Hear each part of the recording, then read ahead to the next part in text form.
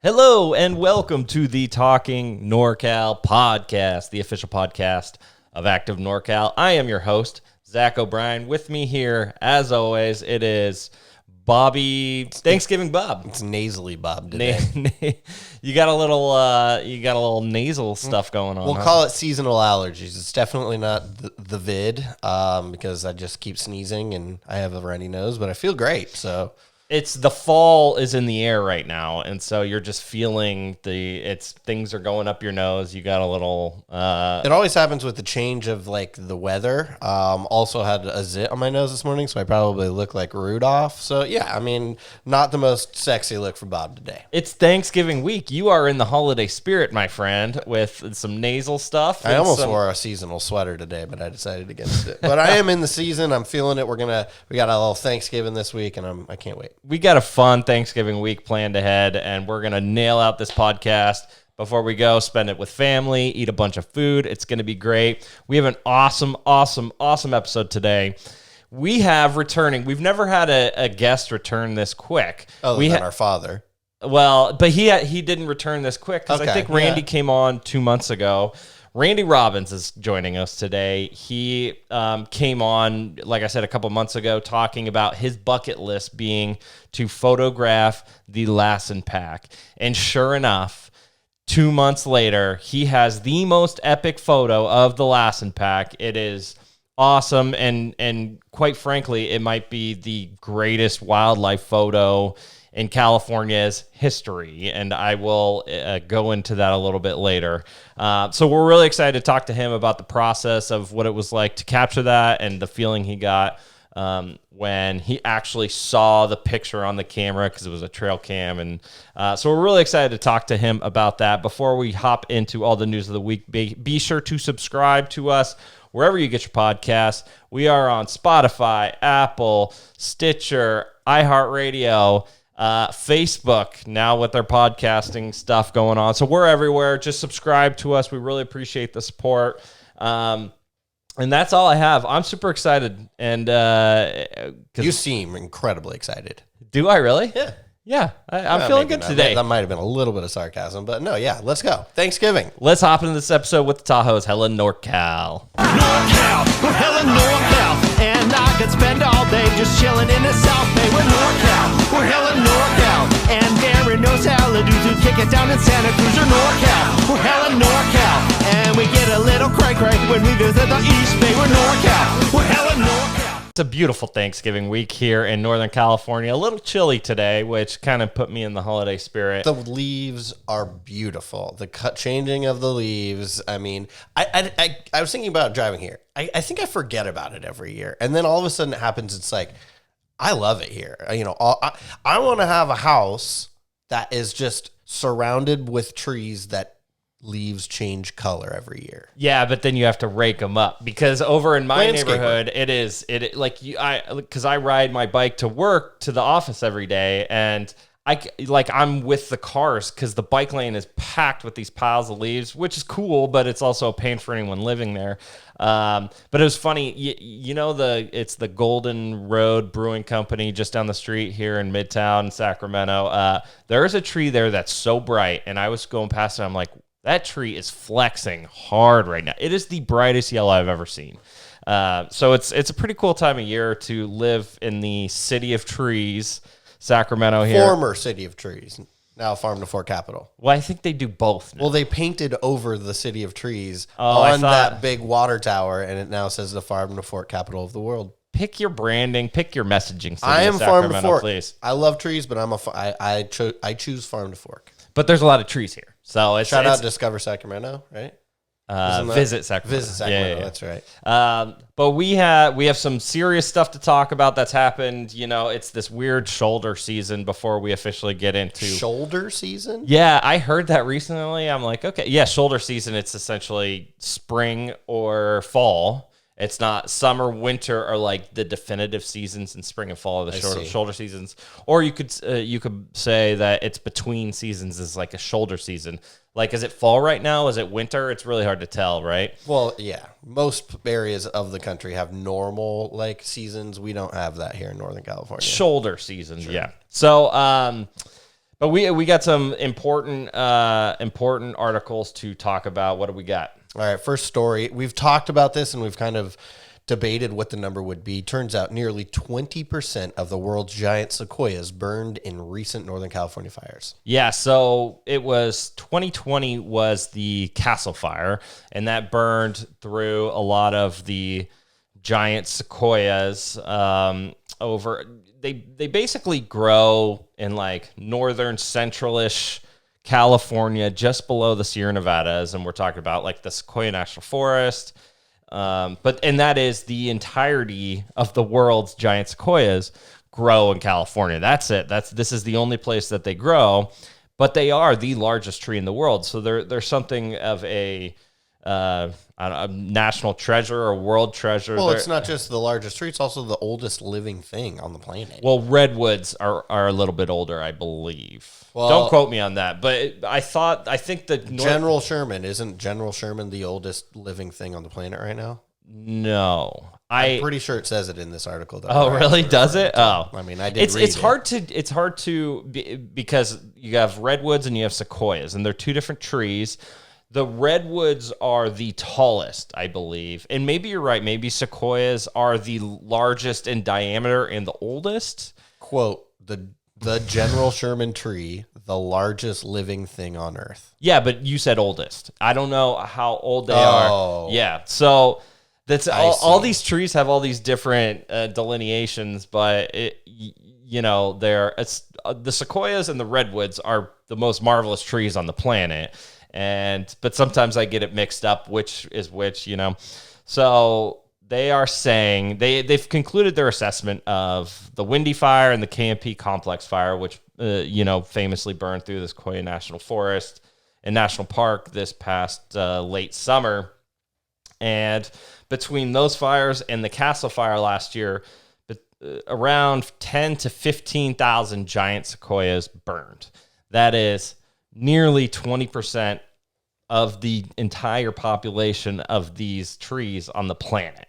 Like you said, they're the largest tree on the planet, and they're a special tree, and you can't just like plant one of these because it literally takes like thousands of years to grow. So once we lose them, I mean, of course we can grow more to keep the species going, but we're kind of without them now. Yeah, they talk about this in this AP article that we read on this. That it's, and I kind of liked how they worded it, kind of talking about it's going to take many lifetimes, like many human lifetimes, in order for.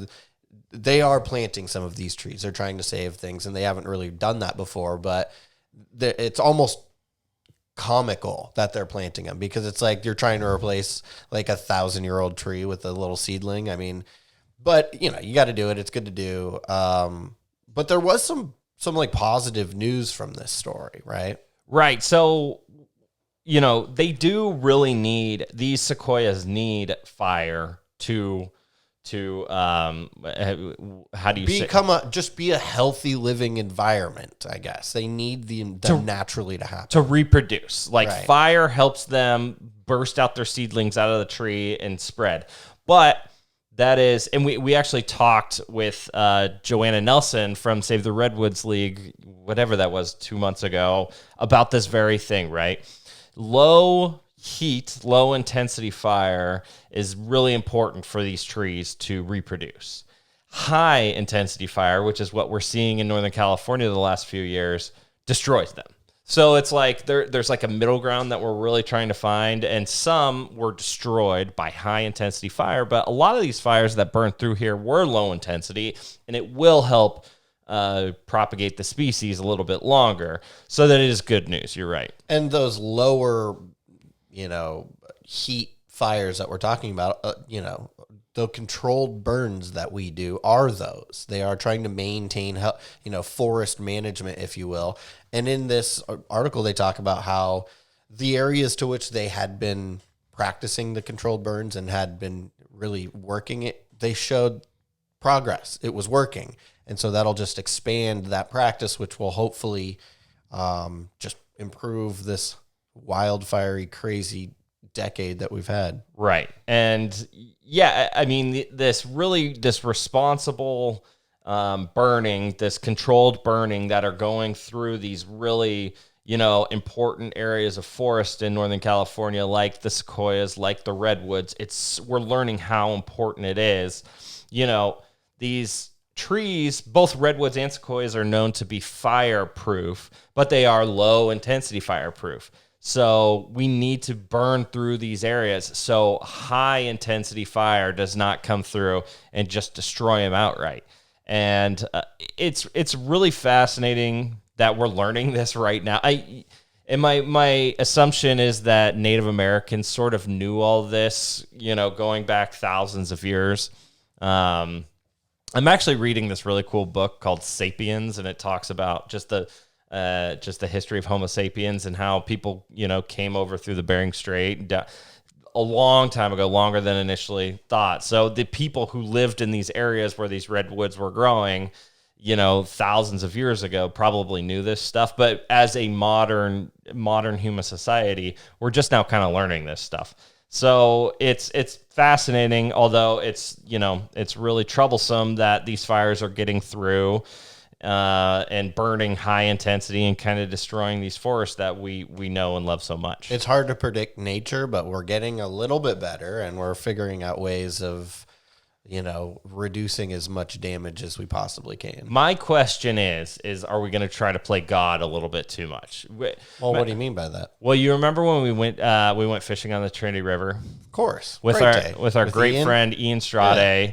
And we saw all these different projects that they're doing to move water around, to help with salmon. And sometimes they end up messing it up and actually hurting the salmon more. Sure. And I kept saying, we're trying to play God, and we've been doing that with all the dams and everything. And sometimes it really comes back to bite us. So sometimes can we overmanage this stuff? That's the question. We do it with salmon. Sometimes these salmon hatcheries mess up stuff.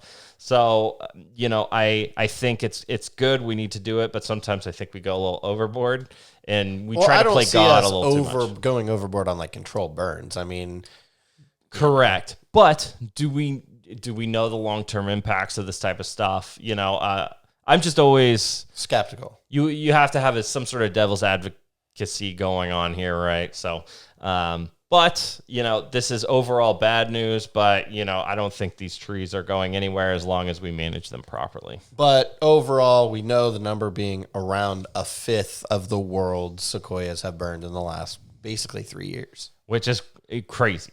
Huge. So not a positive news, not a positive story. This next one is also, it's not a good story. I don't know how to feel about it, though. It's a very weird one. College teacher indicted for lighting blazes near the Dixie Fire. 3 total fires this person lit. Yeah, Gary Stephen Maynard is his name. He's from San Jose. He's taught at a few different colleges around California, mostly in Northern California, actually.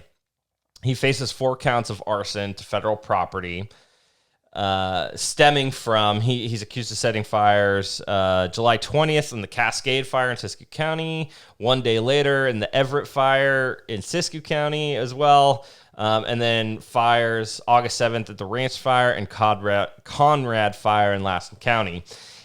If he's convicted on all counts, he could get 20 to 100 years because they each serve 5 minimum. 5 to 20. 5 right. Minimum, 5 to 20. 4 counts, 5 to 20. Obviously 20 to 80 years. Obviously, this is terrible, and it's kind of, if you read the article, it's kind of crazy. They stopped him. The police stopped him, and they actually they snuck a tracking device on his car because they thought he was doing it. Did you also get a visual of how that looked, like how that went down? Like, is it the same officer, and he just like reaches under the car on his way back up to the window? They take the driver's license and they go back to their car. Like, I just played it through in my head how that looked, me too. And it's nuts. I did too. I don't know what's the legality of tracking someone. Well, they had to have had a warrant to do so, or some beforehand. Sort of, but it's very sneaky, very sneaky. Yeah, but it turns. So my guess is, and of course he's accused of this, and he has not been convicted yet, right? But it seems to me like if you're doing that, you probably have a lot of evidence against him. But he just seems to be where all these arsons are being committed.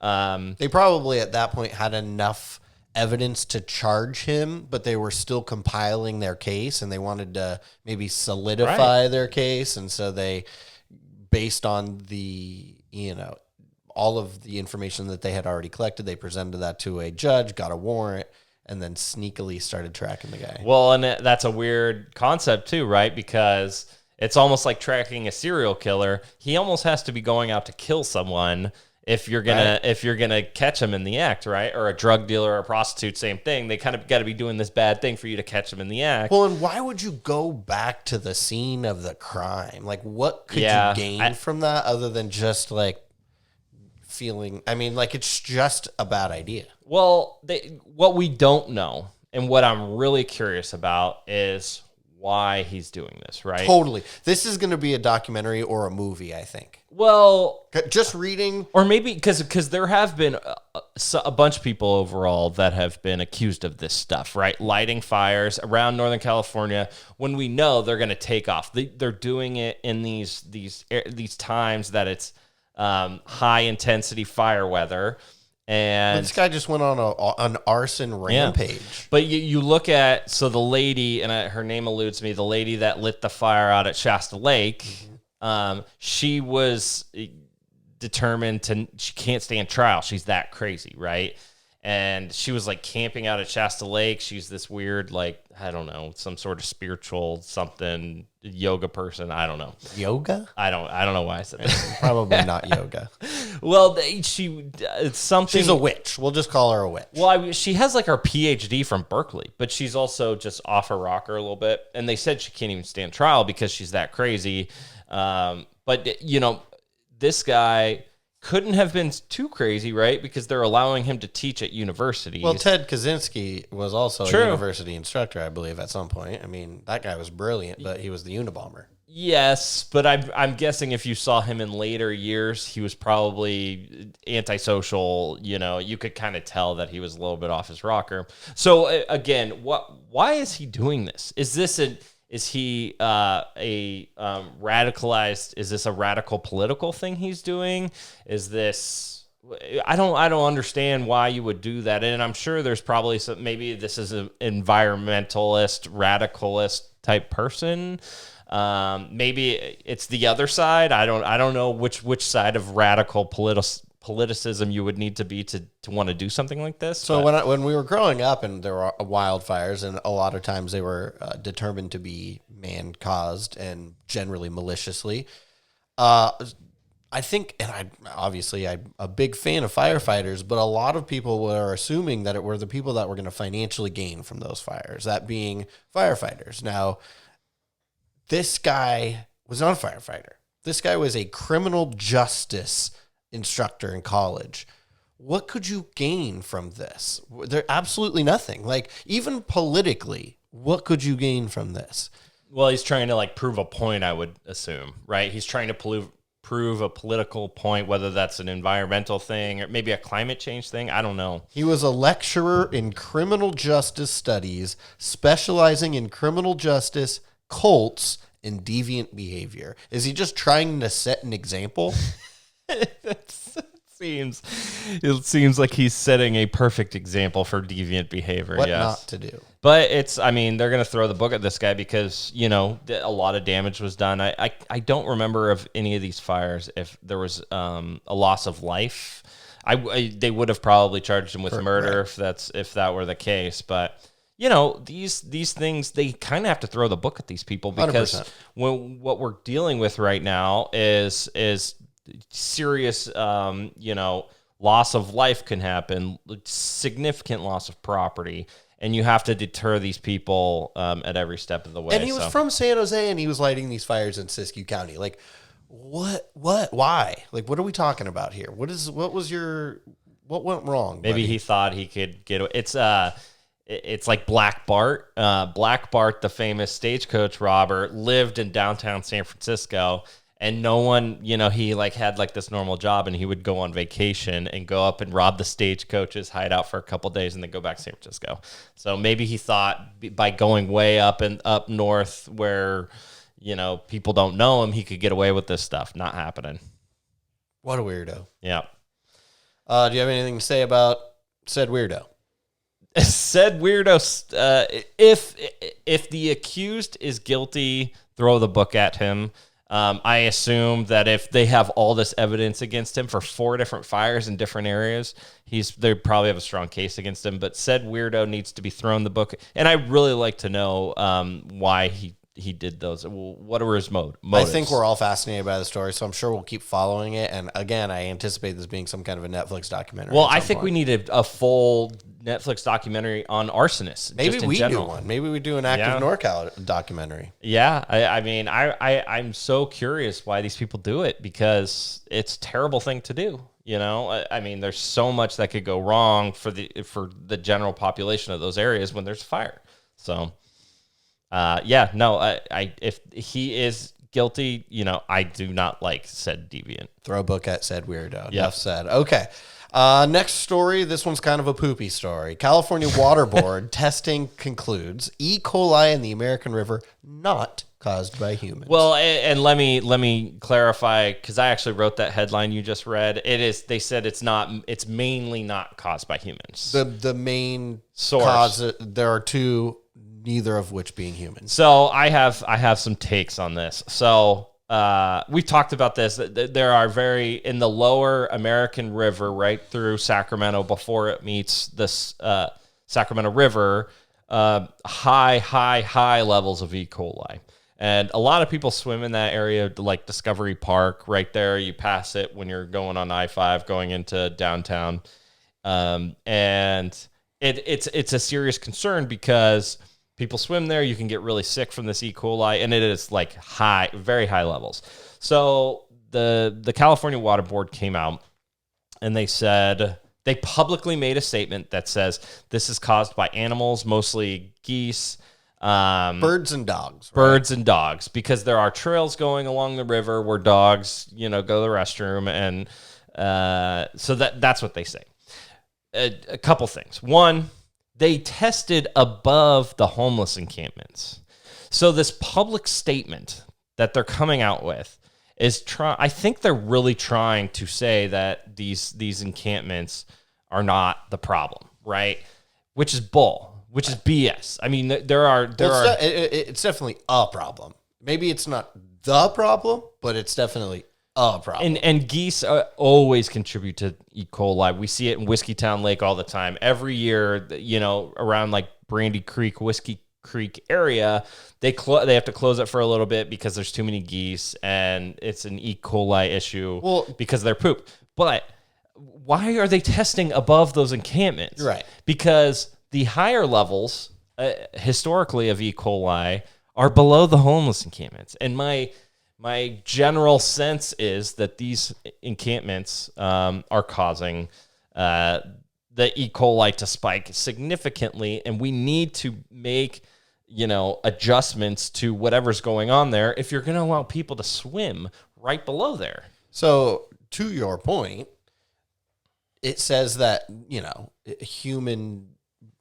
really weren't the cause, which is totally not accurate, because it was birds.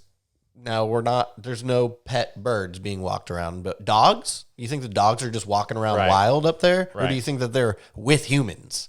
Dogs are man's best friend. So the fact that they are a number 2 contributor to this it clearly means that there is some human, it's partially art. And you're right. They're not even testing the stuff that clearly is going to be contaminated. My question is this some sort of political factor for the politicians in Sacramento to say we're doing the right thing by putting these homeless encampments here? And obviously homelessness is a very complicated issue.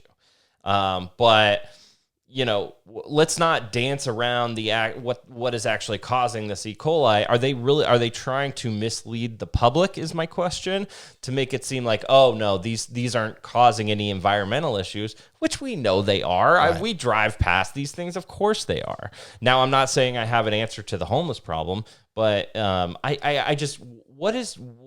why talk about motives from the last story? What are the motives of the water board of saying that it's not caused by humans? Because I don't believe that one bit. Right. I tend to agree with you on that. I didn't think about that when I was reading this study, but you're right. And we haven't written about it on the website yet because I am waiting for them to test downstream and for them to publicly say something, because if they test downstream and say it's not humans, I'm going to go ape shit. Because they're clearly misleading people. It is not geese. Trust me. I've seen the size of a geese poop, and I've seen what humans come out with, and I'm sorry, this is human caused. That's all I have to say about that.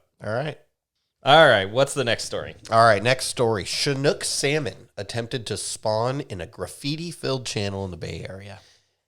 This is so interesting to me because it really does illustrate the human impact of salmon runs throughout Northern California. So when the Category 5 atmospheric river came through Northern California at the end of October, it just flooded everything, right? So this the San Lorenzo Creek near Hayward, California, got like significant amounts of water flowing all the way out to the Pacific Ocean. This is a concrete canal that is filled with graffiti. It kind of looks like something out of like LA, like the LA River or something like that. And there's this little stream, kind of creek, I don't even know what you'd call it, that's going down the middle, which is more than it usually does. So early in the year that salmon who have historically spawned up that creek, it tried going up this concrete canal. Wild to see. They're taking a bit of a detour, and it's not a good one. It generally leads to their demise.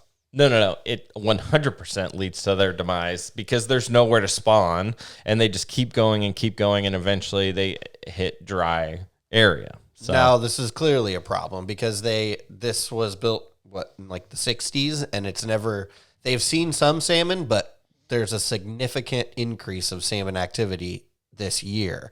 So the Friends of San Lorenzo Creek, their post that on Facebook that kind of outlines everything, I thought they did a great job just laying out why this is an issue, why it's never been an issue before, why this is an issue, and potentially some solutions to help fix the problem. Right. Well, it just so because the storm came so early, that is why, because there's water that goes through that channel throughout the winter, but that's by that time the salmon are done spawning. Their spawning season is over. Because it happened so early, these fish were trying to get to their historical spawning ground. And like you said, like there's some sightings here and there. It's typically 1 or 2 a year, very infrequently. And it's usually like one rogue salmon, like just dead set on making it to the spawning ground. They found on one trip, right after the storm, they saw 28 salmon on the creek. Pretty wild. Yeah, and I mean, clearly, I think this is going to be an issue that will be reoccurring, and so they do need to put some measures in to reduce how many salmon are dying, because this is already we'll call it floundering species. You know, they're struggling big time. Drought related mostly. So yeah, we'll see what happens. It's just fascinating to me that these salmon, we all know that these salmon are so determined to make it to their spawning ground. Whatever it is in them that makes them do that. It's kind of like their entire life's journey, right? Their life is not complete if they cannot make it. And that's why They try so hard, but they are going up this concrete. As long as there's water, they will try to do it. I mean, we saw something similar with the kokanee salmon in Tahoe, how they were just getting stranded up on the beach. They tried so hard to get to that creek, and they couldn't do it because it was dry. So it was fascinating, and this happened a couple weeks ago, but it's I don't think there's anything we can do. They did this study in 2006 about potentially doing a fish ladder. Nothing materialized from that, so I don't think there's anything they can do. But it just, to me, it was like such the perfect illustration of how humans have impacted these salmon runs, because we probably have, we most certainly would have so much more salmon activity in this area if it weren't for the different human impacts, whether that be dams or all these different things. I mean, these salmon they were like trying to get upstream through BART, the subway system. They couldn't get around BART, it's kind of crazy to think about. Just another example of how the human impact has affected the natural environment around us. You talked about it earlier with, are we playing too much God? And, just another sign of that. Yeah, I mean, I don't think there's much going back on this type of stuff. We've created this infrastructure for humans, right. And I think, unfortunately, the fish are going to pay the price for that. It's an issue. We got to figure out a solution. Okay, the last story. Now, this story is really awesome. La Nina. Is there an Enye? La Nina. Yeah, La Nina. It's like El Nino. La Nina. You've never heard of La Nina? Of course I have. Okay. La Nina is here to stay. What does that mean for Northern California? It means rain. Hopefully. And, we're going to talk about this because a lot of people were interested about this article we did. Essentially, the NOAA, the National Oceanic and Atmospheric Administration, they did their winter outlook report for the entire North America. And it said we have a 90% chance that La Nina continues through the winter, and actually a 50% chance that lasts through spring. So what does that mean? It's really complicated, but essentially La Nina is when the colder areas, the colder, the wetter, colder jet stream is north, and the drier, warmer, natural stream is south. So, and we're actually seeing it right now. Southern California has been dry. They didn't get any of this massive storms that we got in October, and they're actually they could see some significant fire weather this week, which is going to be really awful. Conversely, you look at British Columbia, they are now approaching the wettest November they have on record, and they're seeing significant flooding. And that just shows, the cold wet is up top, up north, and the dry warm is down south. Now, what does that mean for Northern California? We sit right in the middle. It's kind of weird because if you look at these maps, it really depends how far north or how far south this jet stream is, right? Because we could see it be really wet or we could see it be really dry. And it's just so weird that we're right in the middle there. According to certain meteorologists, because we're seeing this early wet season, or at least it was an early wet season, that we actually have a really good chance of becoming part of that northern area. So essentially this is good news, because we've seen the wetness so far, and hopefully it will continue.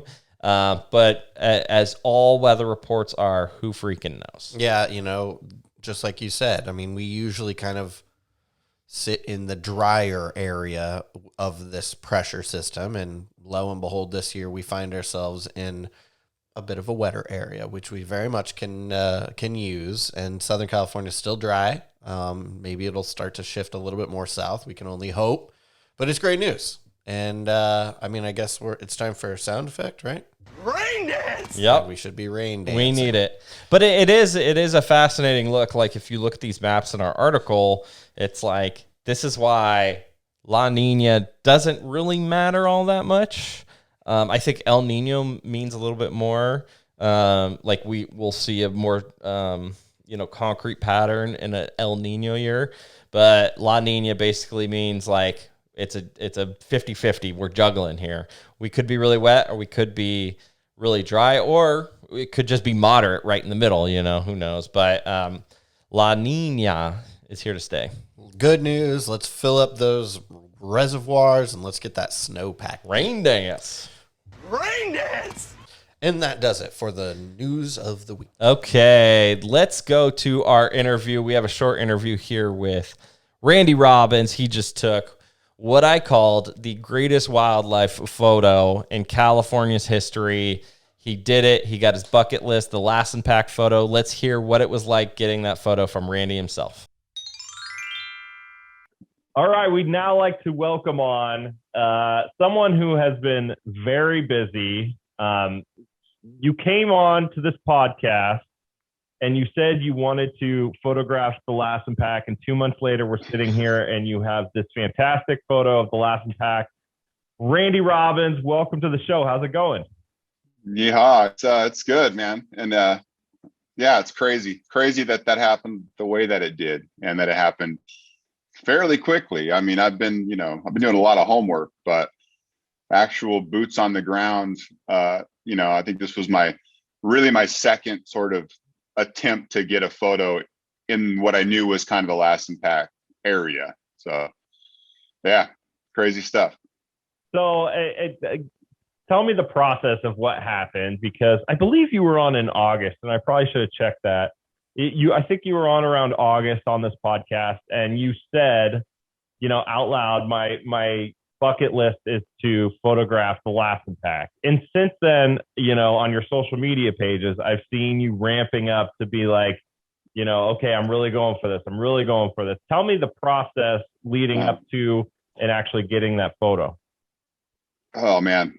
So, I mean, I've been sort of gathering all the info that I could on the Lassen Pack, like you, probably every scrap of info that comes out, I'm reading it. I'm looking, where is this? What's going on? I've talked to Kent Loudon, the wolf biologist with CDFW quite a bit. And he's a super nice guy, but I call him the vault, even jokingly to his face, because he will not disclose any location info, which he shouldn't, but he's kind of known, what I was up to. But I've just bugged him about wolf behavior. Where do they like to hang out? What kind of, this is going back a couple of years, and listening to any reports I could hear, any sightings, anything like that. And then, getting on Google Maps and just devouring the landscape, kind of narrowing down kind of where I thought they sort of were.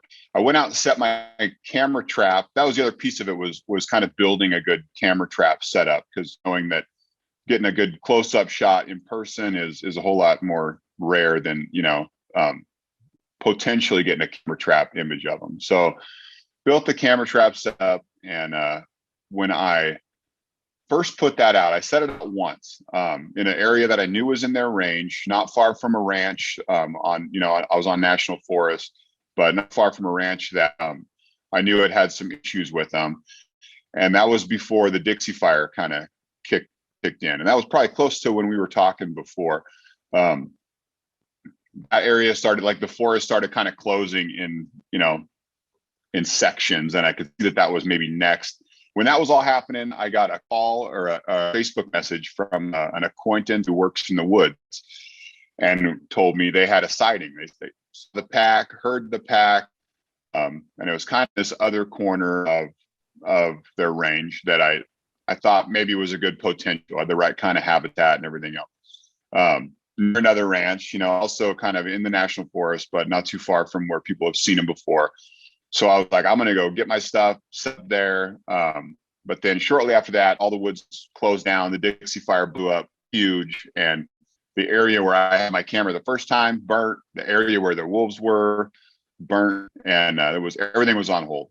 I was like, did they even survive? We were all kind of waiting to hear if they'd get to the fire and all that. So after that, I was kind of out of it for a while, but I continued to sort of research and look. And finally, when the woods opened back up after the fire this fall, I went out and just started kind of hiking, exploring, poking around these areas, and I started getting into tracks and actual finding wolf sign for the first time. Like, okay, these are wolf tracks. This is good.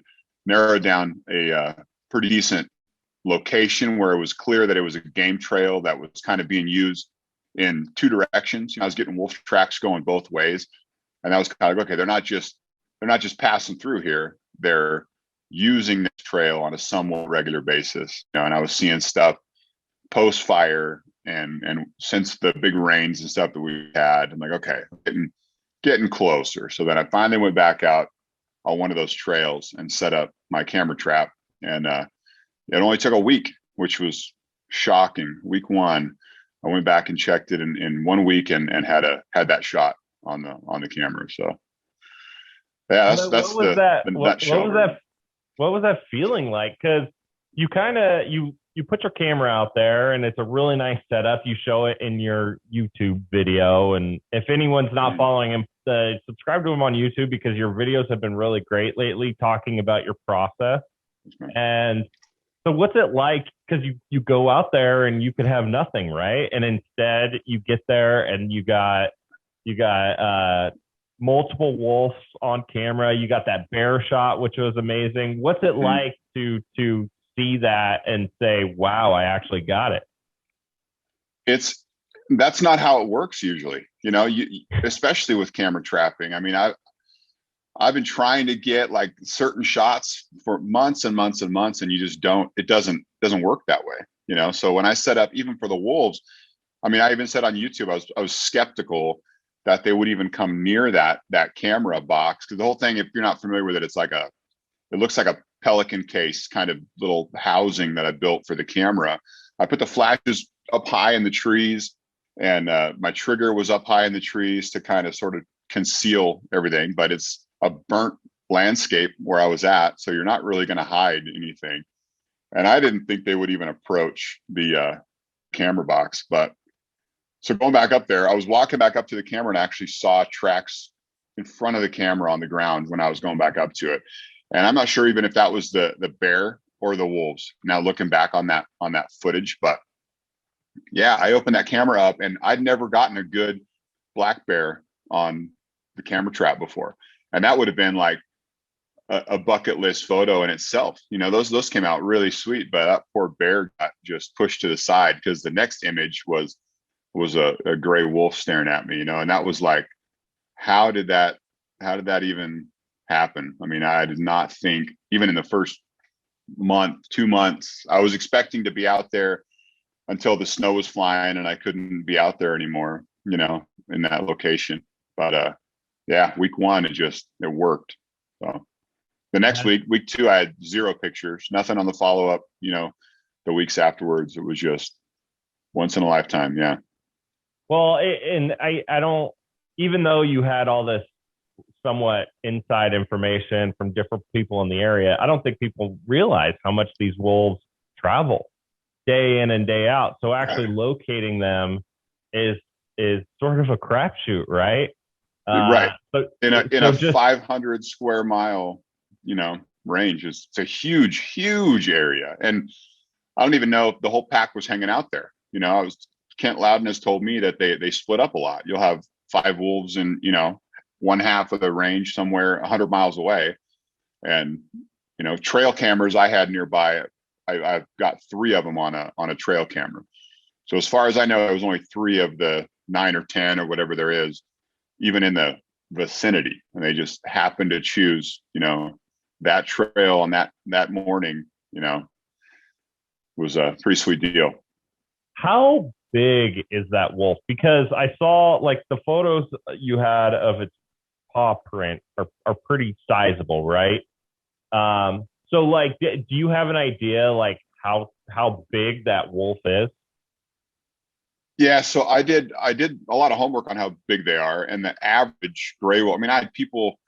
It's funny, you post a picture like that and all these experts come out of the woodwork to tell you everything to know about wolves, right? So I had people talking about how they get up to 250 pounds and, just crazy stuff.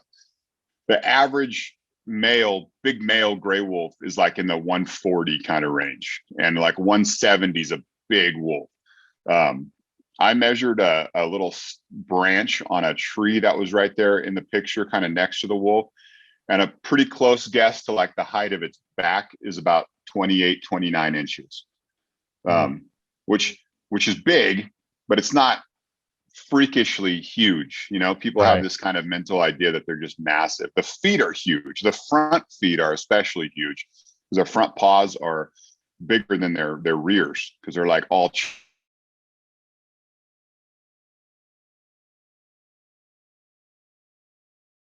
I'm losing you. Which are the fronts. Oh, sorry, I lost you there for a second. Oh, I'm sorry. Go ahead. I was keep saying going. that the front paws are significantly larger than the rears because they're all front end. They have a really heavy chest and head and neck area, and their front feet are big. So, I mean, yeah, they're, you know, I posted a picture, I think, next to my footprint, and I wear like a size 12 boot, you know, and these things are considerably, like a large amount of that footprint is taken up by a wolf print. They're pretty crazy. But I would guess 28, 29 inches at the shoulder and, 130, 140 pounds. It's an incredible thing to look at. It's so iconic. And I even, I sent you the article I wrote. I couldn't sleep one night and I was thinking about your photo. So I just wrote up this thing, and the headline was maybe the greatest photo and greatest wildlife photo in California's history. I really thanks for that, by the way. Yeah, well, it's just, the amount of wolves that are in California, the very, very recent revival of the population, and just the fact that, there's photos and videos circulating here or there, but nothing professional like that. So, I just think that documentation could be if we're sitting here 25 years later and there's actually a significant wolf population in California, yours is the first professional documentation. The first close up. I mean, yeah, it's pretty crazy to think of it that way, and to think like I'm on the one of the first photographers to really have the opportunity. I mean, there was a Smithsonian article last summer, came out last summer, and they sent a photographer who's, I think, also a NorCal local, a gal that got in there with them. And I was super jealous of that opportunity, but I bugged Kent Loudon about that. Like, hey, why don't you grab the local guy, But they got some telephoto shots. Like they were, observing them from afar kind of with the long lens, and got some shots, really good shots in that article, but nothing close up. This was at 27 millimeters, and the camera was probably 15, 20 feet away from the animal, so there's just not much of an opportunity for that, and it just, for it to all play out like that and be at this juncture in their journey into California was pretty special for sure. Yeah. Well, I'm stoked for your achievement, man, and I've been following along, and I just had to have you on again to tell us about the process. So you're selling prints of these online, right? Yeah. So I have a website. You can Google me. It's not hard to find my website. And yeah, people are pretty interested in this photo. It's pretty fun to see kind of where it's going out, and I've had a bunch of cool conversations with wolf conservation groups and people since then. It's everybody kind of acknowledges that it's a pretty special deal, and I'd like to see the photo used for those purposes. These conservation groups and stuff are asking for permission to use it here and there, and it's pretty fun to kind of have a little tiny seat at that table for a second, and just kind of see the work that goes into what people do to sort of protect and learn about these critters. It's pretty fun. So, people can Google me and find it. A little seat at the table. Everyone starts at a little seat, right? I mean, I think you've proven that you can accomplish quite a bit. And all you've learned, I just watching your photography throughout the years and how you've grown, and won the award a couple years ago, and now you're doing some like really important stuff. So, yeah, anybody that's listening to this, go look up Randy Robbins. Go check out those prints. You can buy them online. Also, what are your social media handles again? So I'm Randy Robbins Photography on Facebook, and I'm on Instagram, but I'm horrible at Instagram. But it's Randy Robbins of Susanville on Instagram, and I'm trying to be more active on there. But it's hard to like Instagram. I'm an old person, I guess, man. It's just not where I like to hang out. But I'm on there. I appreciate your photos on Instagram. As a millennial myself, it's nice to see them there. But thanks for coming on and telling us about it. Again, stoked for you, and excited to see what you got next. I don't know if you got any other bucket list or if you're just riding high off this right now. Yeah, at the moment, I was kind of going through old photos and realizing that my like haul of predators, I've got all the big mammals, but I don't have like a super quality mountain lion shot that would be fun to get. Like print worthy. I've gotten a few of them on the cameras here and there, and I've taken a couple in person, but nothing like really, really epic. So that would be sweet to get this winter. I usually see tracks in the winter, not far from where I live. And I'm hoping to keep the camera trap out most of the winter, hoping for that guy. But that's so I just want to mention. Oh, go ahead. I just wanted to mention too, I've had people come out of the woodwork, like concerned about, harassing the wolves or baiting them or all that. And I just want to point out that I not use bait or scent or attractant or any of those things that you can try to do to sort of trick animals to come into your camera trap. So there was nothing like that involved with the wolf shot. I know there's groups that are very concerned about how people are interacting with these things. And I've never even seen one still, went in, set up the camera and hoped was my whole strategy. So. Yeah, I saw that in the comments, and there's always the comments in the comment section, but you did it the hard way. You did the research, you hiked around, you tracked them as best you could, and then you just put something there and hope for the best. And it was really the least impact way you could possibly do it. So. Right. And the time of year too was kind of important because they're not raising pups. They're not real territorial. And as like, they're not protecting a den or anything like that. At this time of year, they're nomads, man. They're out there hunting and looking for food. So I saw in and out while they're doing that.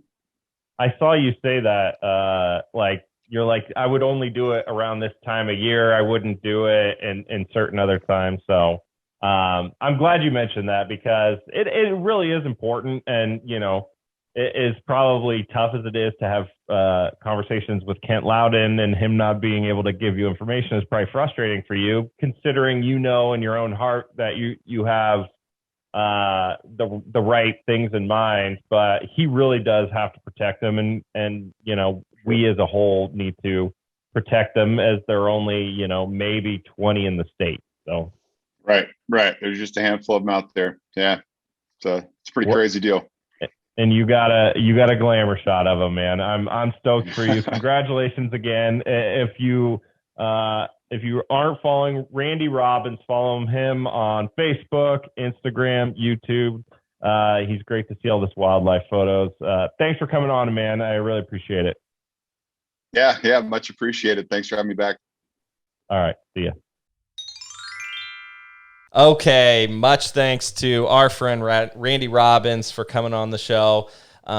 Stunning image. I can't believe he got it. He can't believe that it happened so quickly. It just, it turns out that if you have dedication and you do it the right way, you can get this awesome wildlife shot of the Lassen Pack. Pretty cool. And I think that just based on his prior resume, we'll probably have him on very soon to show the mountain lion picture that he promised he would be getting. Well, it's funny, and I was going to say this. It's funny because he says he doesn't have any great mountain lion photos, but one of the most viral articles we've ever had was his mountain lion photo. And no, it's not like a professional photo like this Lassen Pack one, but it's a really cool mountain lion photo. So, but you know, as he continues to get better and better and up his own stakes,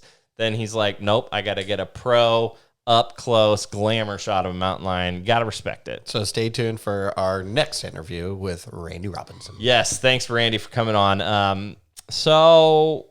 Closing. Sometimes we do this where we close on some news that I just didn't think, you know.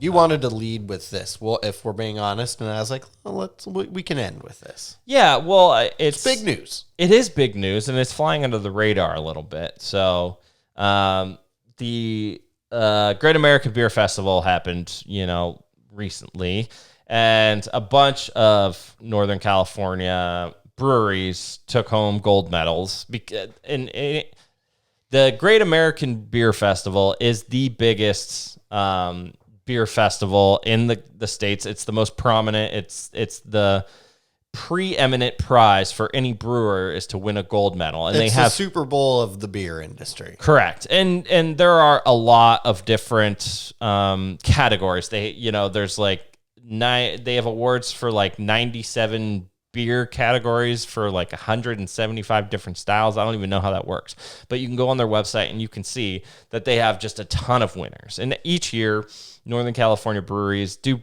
well. Like we've seen, you know, some different people here and there winning different, you know, gold, bronze, silver, that sort of thing. Northern California is a brewery beer mecca. It's a beer mecca. I mean, there's a few areas of the country that really have a good beer quality of beer and a following, and Northern California is absolutely one of those. Well, I mean, we have two of the preeminent craft brewers, which is Sierra Nevada and Lagunitas. Well, in Sierra the country Nevada is like the OG. Is the OG brewer. Correct? Right. Yeah. So anyway, a bunch of people won. Let's start with the big winner, and that is, and this was actually really surprising to me. Sedgwick Brewing Company out of Davis, California. They won 2 gold medals for their the People's Pilsner won a gold medal, and the Backyard Hero American Lager won a gold medal.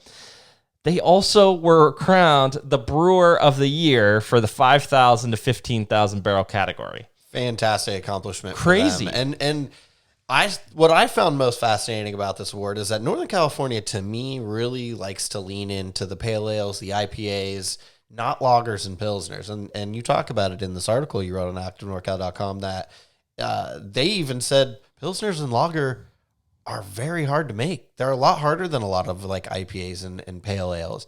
And honestly, in the last, I'd say, decade, I have leaned more lager pilsner than those heavier. It's easier to drink. It's much easier to drink. When we're getting older, especially, and the beer gut comes into a factor, you know. My palate, I think, is a little bit more sensitive to bitterness, and so I'd rather have a lighter bitter beer. I drink a lot of Mexican style beers and lagers and pilsners, and almost never am I drinking pale ales anymore. So that's what stood out to me, is the fact that they led in pilsner and lager in Northern California. It was strange to me. Yeah, and they Brewer of the Year. It's been around for 32 years, and I remember I used to go play hockey tournaments in Davis, and the parents would all go to Sedgwick, and we just thought of it as just this like local restaurant that made craft beer. I mean, back then especially, craft beer wasn't a huge thing.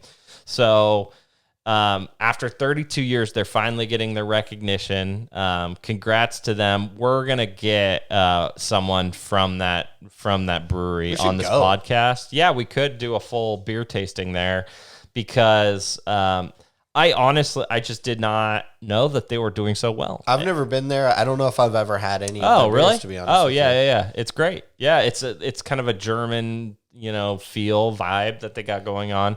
As compared to most of the breweries you see throughout Northern California, like this American, like you were talking about, the darker craft beer. Mm-hmm. So congratulations to them. Another brewer that we're really familiar with around here got a gold medal. Fall River Brewing Company out of Reading. That's right. Won for their sherbet drip fruited kettle sour. Say that again. Sherbet drip fruited kettle sour. It's a pretty sweet name. Yeah, and they won. I forget what the it was like one of the sour categories, I believe. They got the gold medal. So congrats to them. That's a fantastic brewery out of Reading, as we all know. They're Hexagenia, named after the famous bug hatch on Fall River, which is great for fishing. That's a really cool brewery. So I'll go through the others here in Northern California just real quick. Seismic Brewing Company won a gold medal for their Tremor California Light Lager. Third Street Ale Works we know them out of Santa Rosa, got a gold medal for their Annadel Pale Ale. Third Street Ale Works, by the way, that's every time I go to Russian River Brewing Company and there's too long of a line, I just walk down the street to Third Street Ale Works. So I'm glad they're finally getting noticed for something other than the little brother of Russian River. Ghost Town Brewing Company got a gold medal for their Nose Goblin, and Bear Bottle Brewing Company got a gold medal for their cryochemistry. So congrats to all these guys, especially Sudwork, for dominating the most prestigious beer event in the United States. Some say maybe even the world. So big congrats to them. We're going to have to do something with the podcast in Sudwork. So you like specialty alcohols? Northern California's your place. Wine country. We got beer. We got, you name it, we got it. So that does it. That does it for our little beer segment. I really wanted to shout them out because our audience loves their craft beer. So Thanksgiving week. That's right. It's Thanksgiving week. Are we week. eating good this week? You know we are. Anytime BOB's cooking, we're gonna have a lot. In fact, you already tried to limit me and say, don't cook too much. So don't cook too much. If anyone knows Bob over here, follows him on social media. It's Chef Brian O'Brien. He is a cook extraordinaire, and he loves these opportunities to cook massive meals for a large amount of people. I think we have like 8 or 9 people that are coming to Thanksgiving. So what's your ultimate Thanksgiving menu recipe? What do we got to look forward to? It doesn't change year to year, generally speaking. Sometimes there's some little twists, but it's pretty standard. Turkey. Now I do a spatchcock turkey. I tried to do a video on TikTok, but apparently TikTok doesn't like it when I say spatchcock. Apparently, I don't know. It's a butterfly method. I just did it last night, and that was Monday. So it usually dry brines in the fridge for 3 or 4 days. So we got a turkey. We're gonna go roasted turkey. We're gonna do mashed potatoes and gravy. The gravy is going to be based with turkey stock that I've made over the last several weeks. 2 different kinds of stuffing. We have a cornbread stuffing and a regular stuffing. We are going to be doing a fresh cranberry sauce, which I use port in. Port is wine, fortified wine fortified with brandy. This particular bottle is Petite Syrah. We're going to do macaroni and cheese as requested by you. I asked my coworkers yesterday, I was like, do you guys have macaroni and cheese on your menu for Thanksgiving? And everyone said no. And I was like, it's not a traditional thing, but I make some fire mac and cheese. So that's going to be on the menu. We're going to have some salad with my normal honey mustard dressing. What else? Is that it? That might be it. Sometimes I do a green bean casserole. Don't think I'm going to do that. Yeah, no this green. time. No, that's. That's it though. Mash. Yeah. Somebody else is the in-laws are in charge of appetizers and desserts because I'm not a pastry chef, although I try sometimes. I'm not trying this time. Yeah, that will be store-bought. And alcohol. Yeah, I'll provide some champagne. I got some champagne at home. I'm bringing some myself. I know my wife has a bunch of wine. And we will be celebrating in your new home. Yeah, my new home. Yeah, actually, my real estate agent brought me a ton of champagne and coffee. So we'll be eating good. But yeah, I what do people mostly get wrong about a Thanksgiving meal? Like, is there anything to get wrong? Like on the menu or cooking style? On the menu. I think that some people really lean into sweet potato casserole. That's what I was going to say. Yams, whatever you want to call it. It's not something that I love or crave. I also just don't like sweet potato fries. Like give me potatoes. I'm Irish. My name's Brian O'Brien. Just give me a russet potato, spud all day. But I make a mean candied yam. I mean, I did it at Mom's house several times. We called them Gam's yams because, long story, family member Gam loved yams. But some people love it. It's a Southern thing, I think, mostly. But I'm not making it for you. It's very easy to do. Just sugar, butter, sweet potatoes, and a shit ton of marshmallows. I don't think it matches with the whole motif of a Thanksgiving meal. What about cranberry? You a big cranberry guy? So I wouldn't say I'm a big cranberry guy, but I do like to make fresh cranberry sauce. But I do also think it's important to have the canned cranberry sauce as well. A lot of people like to make Thanksgiving sandwiches like the next day, like turkey sandwiches the next day. I like to take all of the leftovers and make a soup out of them. I make a leftover Thanksgiving chowder, turkey, mashed potatoes, stuffing, whatever the hell I have, I put it in there. Turkey stock, heavy cream, and then I always garnish it with craisins. So you get that like cranberry sauce like aspect of it. But yeah, I mean, I love Thanksgiving. You and I have spent many a Thanksgiving together, and I usually get really drunk because I cook, and by the time the food's done, That's not happening. Intoxicated. Yeah, we got the in-laws coming. I'm gonna behave myself this time. And we usually don't have children around. We'll have children around. I'm really excited though. This is gonna be a lot of fun. You're always good at cooking. You do cook too much. People love Thanksgiving leftovers, and I'm gonna make soup out of it. So yeah, there's gonna be some leftovers. I tried to get a 12-pound turkey. I got a 13.5 because that was the smallest one I could find. Oh, okay. Someone told me today that there's like a turkey shortage out there. Yeah, that's why I bought it.